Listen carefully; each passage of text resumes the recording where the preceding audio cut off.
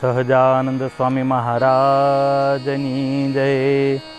કૃષ્ણ બળદેવ રેવતી માત કી જય। લક્ષ્મીનારાયણ દેવની જય।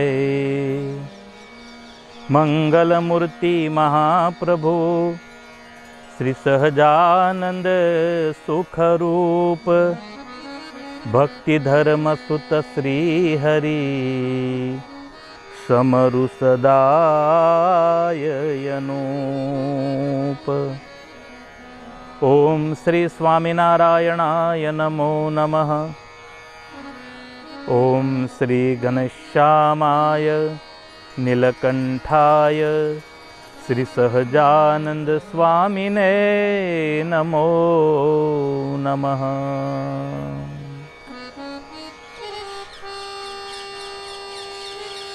વાલા ભક્તો, પવિત્ર ભક્તમાલ ગ્રંથમાં આપણે પ્રવેશ કરીએ છીએ। પ્રવેશ કરતા સૌ પ્રથમ ગ્રંથના રચયિતા સંત નાભાદાસજીનો પરિચય એ જાણવું બહુ જરૂરી છે। કેવી મહાન હસ્તીએ આ ગ્રંથનું લેખન કર્યું છે।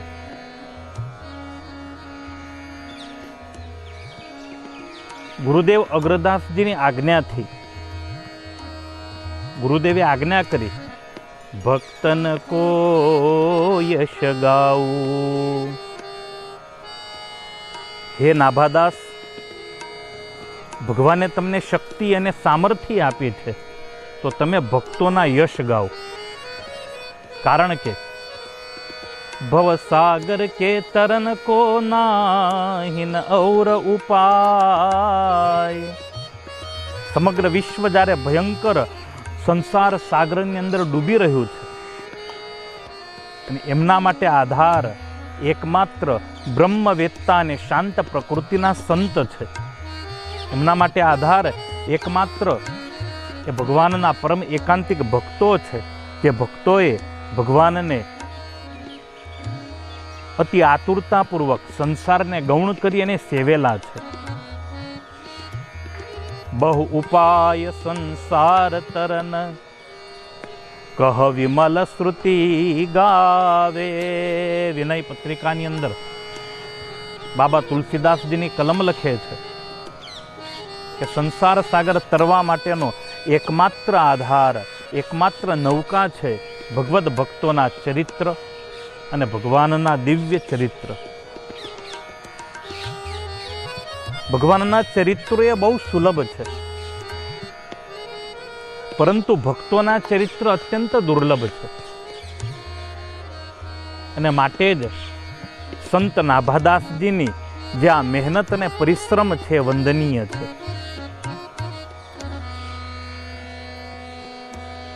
એક સંત, અને એ પણ એક જ્ઞાની સંત, એ જ બીજા સંત વિશે લખી શકે છે, બોલી શકે છે। સામાન્ય જીવની બુદ્ધિ સંતને ઓળખવા માટે સમર્થ નથી। રામચરિત માનસની અંદર લખ્યું સંત તુલસીદાસજીએ, શ્રુતિ પુરાણ બહુ કહે ઉપાય, છૂટન અધિક અધિક અરઝાય। સબ હી સુલભ સબ દિન સબ દેસા, સબ હી સુલભ સબ દિન સબ દેસા। સેવત સાદર સમન કલેસા, સેવત સાદર સમન કલેસા। સંત એક એવું વ્યક્તિત્વ છે જેના ચરિત્રોનું શ્રવણ કરવા આપણે અહીંયા બેઠા છીએ। સંત એવું વ્યક્તિત્વ છે જે દુર્લભ પણ છે અને સુલભ પણ છે। અનેક લેખકોનો મત છે, વૈકુંઠ મિલે પરલોક મિલે બધું જ જગતમાં સુલભ છે। માં મળી શકે, બાપ મળી શકે, પત્ની મળી શકે, સંત સમાગમ દુર્લભ ભાઈ. પરંતુ સંત સમાગમને શાસ્ત્રોએ અત્યંત દુર્લભ કયો છે.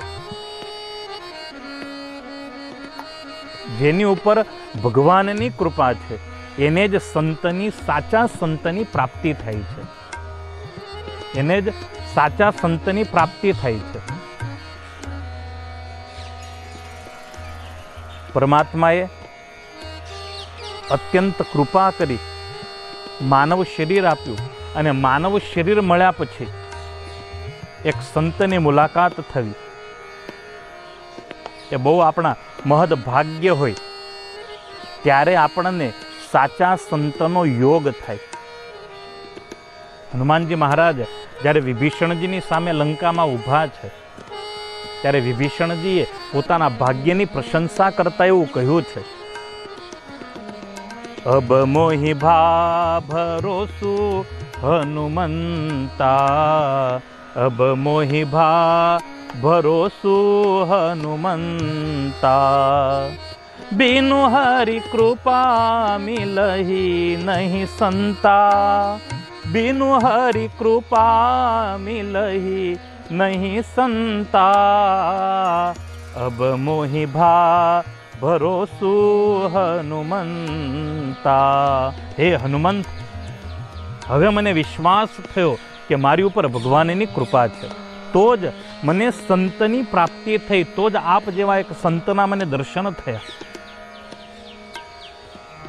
અને એટલે જ સંત શ્રી અગ્રદાસજી મહારાજ જ્યારે નાભાદાસજીને આજ્ઞા આપે છે સંત ચરિત્રો લખવાની, ભક્ત ચરિત્રો લખવાની, ત્યારે નાભાદાસજીએ પ્રાર્થના કરી, ગુરુદેવ ભગવાનના ચરિત્રો લખવા અત્યંત સુલભ છે, સંત ચરિત્રો, ભક્ત ચરિત્રો અત્યંત કઠિન છે. અને અગ્રદાસજી મહારાજ એમ કહે છે, માટે જ એને ભવસાગર કે તરન કો નાહિન ઔર ઉપાય, કે દુર્લભ છે માટે જ સંસાર સાગર તરવા માટે એનાથી શ્રેષ્ઠ કોઈ ઉપાય જ ન હોઈ શકે. સમાજની અંદર બદલાતી માનસિકતા એનું એક જ કારણ છે, આપણે એ ભક્તોના ચરિત્રોથી દૂર થઈ ગયા. આપણે ભક્ત થયા, પરંતુ એ ભક્તોએ કઈ રીતે ભગવાનને સેવેલા એ વાતને આપણે ભૂલ્યા છીએ. એમને કરેલું સમર્પણ આપણને ખ્યાલ નથી, એમની આજ્ઞા પાલકતાનું આપણને જ્ઞાન નથી. આપણે એટીકેટી ફરનારા લોકો, આપણે જીન્સ પેન્ટ ફરીને નાચનારા લોકો, ડીજેની ધૂનની અંદર નાચનારા લોકો, ભગવાનની ધૂનની અંદર નાચવામાં આપણને શરમ લાગે. જ્યારે મીરાબાઈ હાથમાં કરતાલ લઈ, મેરો તો ગિરધર ગોપાલ દૂસરો ન કોઈ, મેરો તો ગિરધર ગોપાલ દૂસરો ન કોઈ, પાગલની જેમ હાથમાં કરતાલ લઈ, ક્યારેક હાથમાં તંબુરો લઈ અને મીરાબાઈ નૃત્ય કરે છે. જ્યાં સુધી એ ચરિત્રોને આપણે ન સાંભળીએ, ન જાણીએ, ત્યાં સુધી ભક્તિ પરિપક્વ ન થાય. સંત નાભાદાસજીની બહુ ઉચ્ચ સ્થિતિ હતી, એટલે તમામ ભક્તોના ચરિત્રોને એ સમજી શક્યા છે. સ્વામી અગ્રદાસજી મહારાજ માનસી પૂજા કરી રહ્યા છે, અને નાભાદાસ એ સમયે એમનું નામ નારાયણદાસ છે. ગુરુદેવની પાસે બેસી વીંઝણો લઈ અને ગુરુદેવને પંખો નાખી રહ્યા છે. સંત અગ્રદાસજી મહારાજ માં જાનકી અને પ્રભુ રામના સુંદર સ્વરૂપને હૃદયમાં ધારણ કરી અને માનસી સેવા કરી રહ્યા છે. બરાબર ભગવાનના મસ્તક ઉપર માનસી પૂજામાં મુગટ ધરાવવાનો પ્રસંગ છે. અને એ જ સમયે અગ્રદાસજી મહારાજનો એક શિષ્ય વેપાર કરવા માટે દરિયામાં ગયેલો, બરાબર દરિયાની અંદર વમળમાં એ ભક્તની નૌકા ફસાણી છે. તમામ ઉપાયો કર્યા, બચવાનો કોઈ માર્ગ ન દેખાણો. ભક્તને થયું મૃત્યુ નજીક આવ્યું અને એ ભક્તએ પોતાના ગુરુદેવને યાદ કર્યા છે, સંત અગ્રદાસજીનું સ્મરણ કર્યું છે. હે ગુરુદેવ રક્ષા કરજો, હે ગુરુદેવ રક્ષા કરજો. બહુ અલૌકિક ઘટના છે. મધ્ય દરિયાની અંદર ફસાયેલો ભક્ત ગુરુને યાદ કરે છે અને આશ્રમમાં બેસેલ ગુરુના હૃદયની અંદર એક ઝણકાર થાય છે કે અહો, મારો ભક્ત વ્યથિત છે, મારો ભક્ત દુઃખી છે, મારો ભક્ત મને પોકારી રહ્યો છે. ગુરુદેવનું મન એકાદ ક્ષણ માટે ભગવાનની માનસી પૂજામાંથી હટ્યું છે. ગુરુદેવ મનમાં વિચાર કરે છે, અહો, આ ભક્તની રક્ષા માટે મારે પ્રભુને પ્રાર્થના કરવી પડશે. અને એ જ સમયે સંત નાભાદાસજીએ ગુરુ તરફ દ્રષ્ટિ કરી. ગુરુના મનની અંદર જે ઘમાસાણ વિચારો ચાલી રહ્યા છે એને સંત નારાયણદાસ કળી ગયા. હાથમાં વીંઝણો છે, એ વીંઝણો દરિયા તરફ કરી અને નારાયણદાસે વીંઝણો હલાવ્યો. એના પવનથી દરિયામાં જે તોફાન આવેલું એ તોફાન દૂર થયું અને તોફાનમાંથી એ ભક્તની જે નૌકા જહાજ હતું એ બહાર નીકળ્યું. સંત નારાયણદાસ ગુરુને એમ કહે છે, ગુરુદેવ આપ પ્રેમથી માનસી પૂજા કરો. તોફાન જતું રહ્યું છે અને જહાજ પણ તોફાનમાંથી નીકળી ગયું છે. સંત અગ્રદાસજી મહારાજની આંખો ખુલી ગઈ. ચારે તરફ દ્રષ્ટિ કરી, કોણ બોલ્યું? આ ગુરુદેવ બોલ્યા, આ કોણ બોલ્યું? ત્યારે નારાયણદાસ એમ કહે છે કે ગુરુદેવ, જેને આપે નાનપણથી પોતાના જૂઠન પ્રસાદથી પોષો પાળ્યો, એ આપના દાસે ભગવાનને પ્રાર્થના કરી અને જહાજ સહી સલામત વમળમાંથી નીકળી ગયું. ત્યારે ગુરુની આંખો વિસ્મયથી પહોળી થઈ. મારા અંતરમાં ચાલી રહેલી ઘટના આ શિષ્યને કઈ રીતે ખ્યાલ આવી? માની શકાય, સમજી શકાય, શિષ્યના મનની વાતને ગુરુ જાણી શકે, પણ ગુરુના મનની વાતને જ્યારે શિષ્ય જાણે ત્યારે સમજવું કે શિષ્ય પરાકાષ્ઠાએ પહોંચેલો છે. એ શિષ્યનું ગુરુ સાથે કેટલું એકાત્મ્યપણું હશે. ગુરુના વિચારોને એ શિષ્ય જાણી શકે છે, ગુરુના વિચારોને એ શિષ્ય માણી શકે છે. જ્યારે આપણને ભગવાન, પોતાના ગુરુ, એની અંદર આવો દિવ્ય ભાવ થાય, ભગવાનની મૂર્તિને સેવવાથી કંઈ જ ન વળે. જ્યાં સુધી મૂર્તિની અંદર આપણને મૂર્તિમંત ભાવ ના આવે, ગમે એવી આરસની મૂર્તિ હોય, ગમે એવી સુવર્ણમાંથી બનાવેલી પ્રતિમા હોય, પણ જ્યાં સુધી મૂર્તિની અંદર મૂર્તિમંત ભાવ નથી ત્યાં સુધી માત્ર એ પ્રતિમા છે. બહુ અદ્ભુત પ્રસંગ છે વૃંદાવનનો. રાસ બિહારીજી ત્યાં બિરાજે છે. ભગવાન રાસ બિહારીજીની સેવામાં એક જલઘડીયો કહેતા પાણી ભરવા વાળો એક સેવા કરતો અને રોજ સરસ મજાના સ્નાનાદિક ક્રિયાથી પવિત્ર થઈ યમુનામાં સ્નાન કરે, ઘડાની અંદર સરસ મજાનું ગાળેલું અને સ્વચ્છ જળ ભરી લાવે. એક દિવસ પોતાના નિયમ અનુસારે એ જલઘડીયો પાણી ભરીને આવી રહ્યો છે. રસ્તામાં બાળકો રમી રહ્યા છે. બાળકોને ખ્યાલ ન હોય, પવિત્રતા અપવિત્રતાનું જ્ઞાન ન હોય, પણ આજે સ્વયં ઠાકોરજી, સ્વયં ભગવાન રાસ બિહારીજી બાળક બની અને બાળકોની સાથે ક્રીડા કરતા. એટલે બાળ મંડળીએ આવી અને જલ ઘડિયાને ઘેરી લીધો છે. પેલો સેવક ગરમ થયો, પાણી ભરીને જે ઘડો લઈ જતો હતો એ ગરમ થયો. એટલું જ નહીં, નાનકડા જે રાસ બિહારીજી હતા બાળક રૂપે, એ આવી અને જલ ઘડિયાને અડી ગયા છે. પેલા એ ક્રોધિત થઈ અને જોરથી એક તમાચ મારી, ત્યારે ઠાકોરજી રડવા લાગ્યા છે. નાનકડા બાળકના કોમળ ગાલ ઉપર પેલા જલ ઘડિયાની જે તમાચાથી આંગળીના નિશાન હતા એ આંગળીઓ ઉઠી આવી છે. પરમાત્મા તો રડવા લાગ્યા. જલઘડીઓ પાણી લઈ મંદિરે આવ્યો. મંદિરની અંદર પૂજારી જ્યારે ઠાકોરજીની સેવા કરવા ગયા ત્યારે ભગવાનના ગાલ ઉપર આંગળીની નિશાનીઓ જોઈ.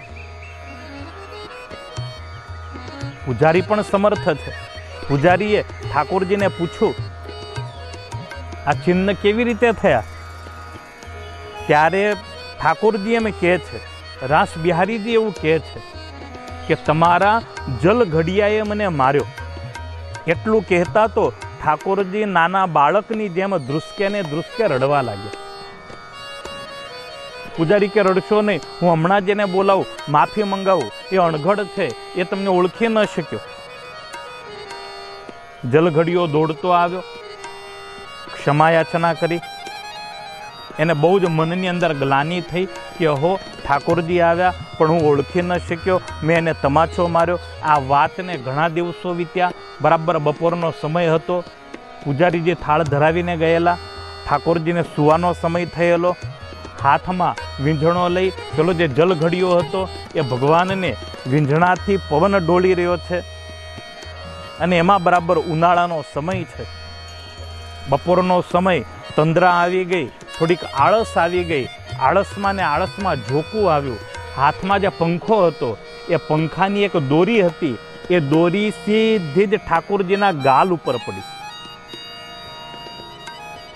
દોરી પડી એટલે ઠાકોરજી ગુસ્સે થયા અને ગુસ્સે થઈ ઠાકોરજીએ જોરથી એક ધોલ પેલા જલઘડિયાને મારી છે. જલઘડીઓ જોવા જ લાગ્યો, બહુ રાજી થયો. ભગવાન કે ચાલ આપણો હિસાબ હવે પૂરો. તે મને લાફો માર્યો તો, મેં તને લાફો માર્યો. સેવામાં સાવધાની બહુ જરૂરી છે, કારણ મૂર્તિની અંદર મૂર્તિમંત ભગવાન રહેલા છે.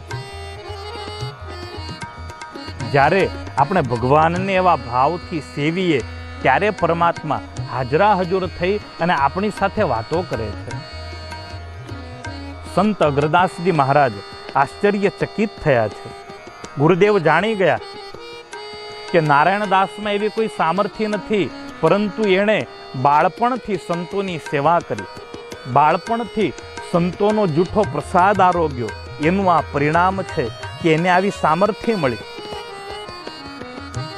અગ્રદેવજી મહારાજ નારાયણદાસને એમ કહે છે, નારાયણ જા, આજથી તારું નામ હું નાભાદાસ રાખું છું, કારણ તે મારા નાભીની કહેતા મનની વાત જાણી છે.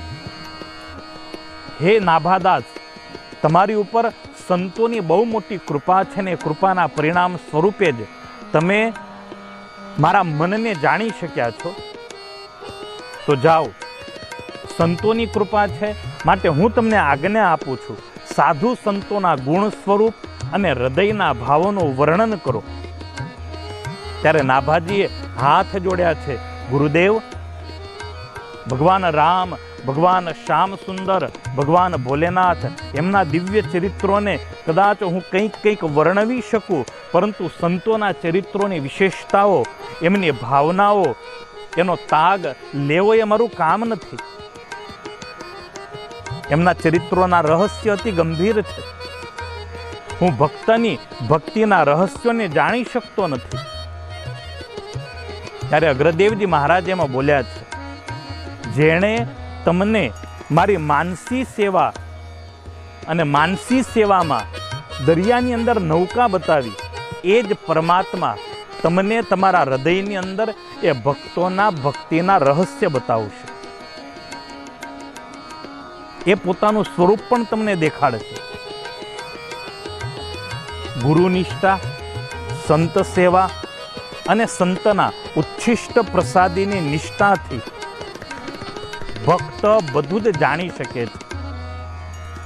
ગુરુ શિષ્યના મનનું જાણી શકે એ વિશેષ વાત, પણ ગુરુના મનની શિષ્ય વાત જાણે એ તો અલૌકિક વાત છે. રામચરિત માનસમાં ભરતલાલ ભગવાન રામના સંકલ્પને જાણી શકતા, ભગવાન રામના મનને ઓળખી શકતા, ભગવાન રામના મનને પામી શકતા. સંત તુલસીદાસજીએ ઉલ્લેખ કર્યો, અગમ સ્નેહ ભરત રઘુબર કો, જહન જાય મન વિધિ હરિહર કો, જહન જાય મન વિધિ હરિહર કો, सोमय कुमति कहो के ही भांति, लाज सुराग की गाडर ताती, लाज सुराग की गाडर ताती।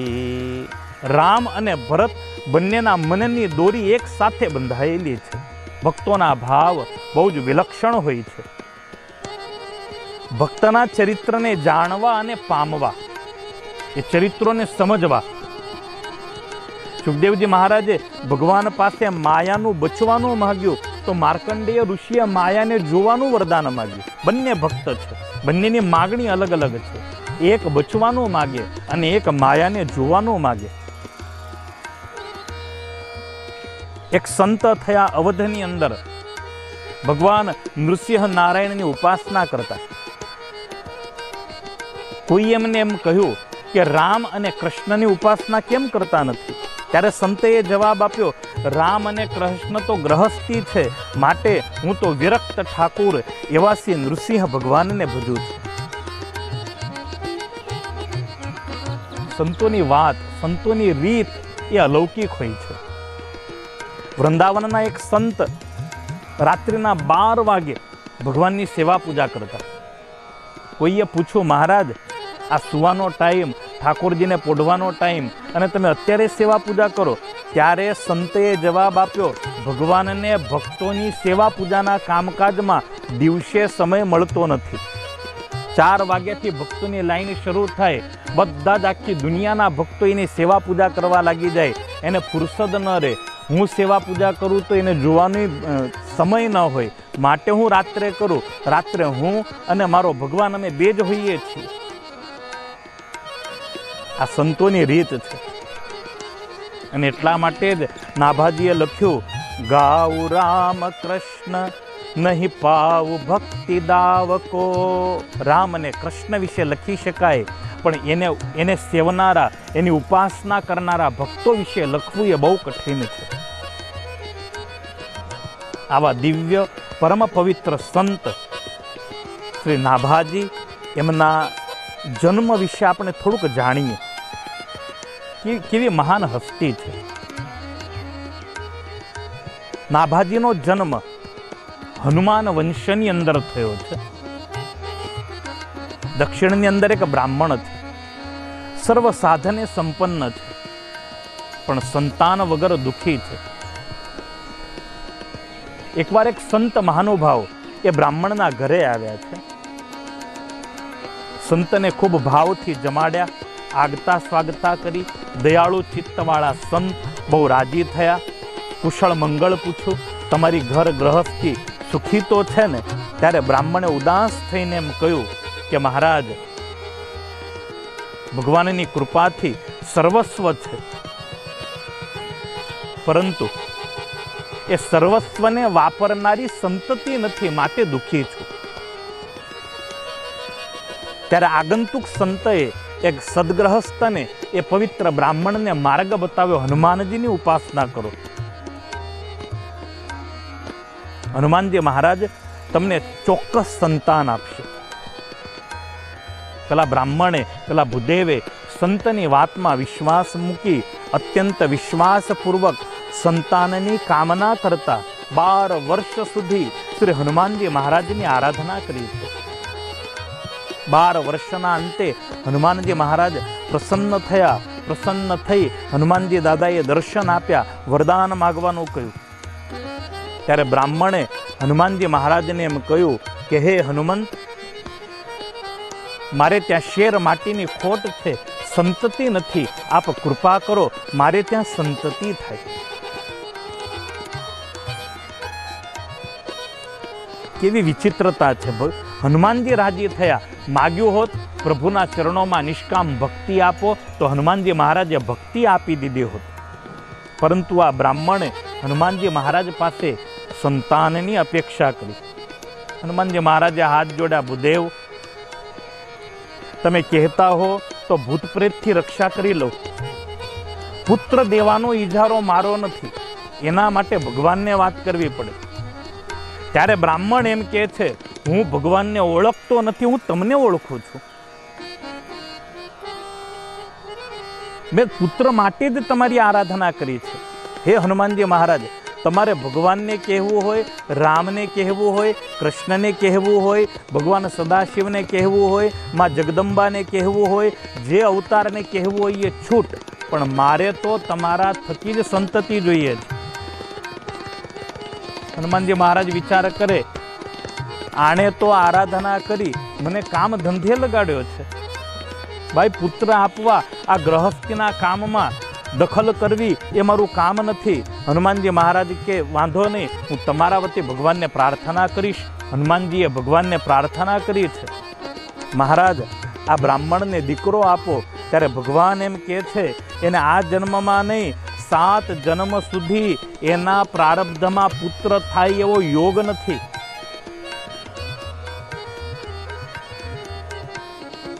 હનુમાનજી મહારાજ આવ્યા બ્રાહ્મણ પાસે. બ્રાહ્મણને એમ કહે છે કે ભાઈ, ભગવાન એમ કહે છે કે તારા પ્રારબ્ધમાં 7 જન્મ સુધી પુત્ર નથી. ત્યારે બ્રાહ્મણે હનુમાનજીને હાથ જોડ્યા કે મહારાજ, જો મારા ભાગ્યમાં પુત્ર હોત તો તમારા ઘરનો ભિખારી શા માટે થાત?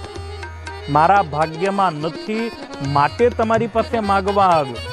કારણ મને ખ્યાલ છે, સમર્થ સુવન સમીર કે રઘુવીર પિયારે. હે હનુમાન, અશક્યને શક્ય કરવું એ તો તમારું કાર્ય છે. તમે ધારો એ કરી શકો, તમે ધારો તો મારા પ્રારબ્ધને પણ બદલી શકો. તમે કૃપા કરો, ભલે ભગવાન ના પાડે, પણ તમે કૃપા કરી મને સંતાન આપો. હનુમાનજી મહારાજ વિચાર કરે, આના પ્રારબ્ધમાં નથી, એટલે કોઈ આત્મા આને ત્યાં સંતાન થઈને ન આવે, આનો શું ઉપાય? હનુમાનજી મહારાજે ઉપાય વિચારીને એમ કહ્યું કે જાઓ ભૂદેવ, તમારે ત્યાં હું સ્વયં પુત્ર બનીને આવીશ. બ્રાહ્મણ રાજી થયા છે. કાલાંતરની અંદર એ બ્રાહ્મણના ધર્મપત્ની ગર્ભવતી થયા. સ્વયં હનુમાનજી મહારાજનો અંશ એ બ્રાહ્મણ પત્નીના ગર્ભમાં આવ્યો. તેજથી એ બ્રાહ્મણ પત્ની ઝળહળવા લાગ્યા. સમય જતા એક યોગ્ય બાળકનો જન્મ થયો. બ્રાહ્મણને એટલો બધો પ્રેમ છે બચ્ચા ઉપર. પોતાના બાળકને તેડી જ્યારે ગામની અંદર નીકળે છે, ત્યારે લોકો પૂછે, શું આ સંતાન તમારું છે? ત્યારે ભાવ વિભોર થઈ અને સહજ રીતે કહેતા, નહીં, આ તો હનુમાનજીનો પુત્ર છે, આ તો હનુમાનજીનો પુત્ર છે. આ હનુમાનજી છે એમ ન કહેતા, હનુમાનજીનો પુત્ર છે એમ કહેતા. અને ત્યારથી એ વંશનું નામ હનુમાન વંશ એવું પડ્યું છે. ભક્તમાં એવી શક્તિ અને એવી સામર્થ્ય રહેલી છે કે ભક્ત પ્રારબ્ધને ફેરવી શકે છે, ભક્ત પ્રારબ્ધને મટાડી શકે છે. આ ભક્તમાં શક્તિ અને સામર્થ્ય રહેલી છે. વાલા ભક્તો, અદ્ભુત અને દિવ્ય ભક્તોના ચરિત્રો અને સંત નાભાદાસજીનું જન્મનું આખ્યાન, એમની ઉપર થયેલી સંતોની કૃપા, એના વિશે આપણે આવતીકાલે સાંભળીશું.